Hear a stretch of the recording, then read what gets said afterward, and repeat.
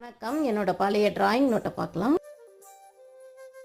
ரொம்ப வருஷத்துக்கு முன்னாடி ரொம்ப நிதானமாக வரைஞ்ச டிராயிங் இது.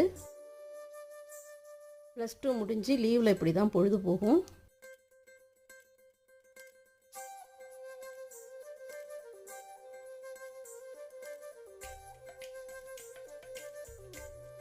இந்த டிராயிங் எல்லாமே நாவல் கதை புக்கிலலாம் வரதை பார்த்து வரைஞ்சது.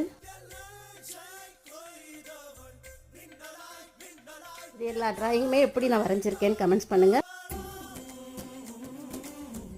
டிராயிங்லாம் வரையும் போது மனசும் தெளிவாக இருக்கும்.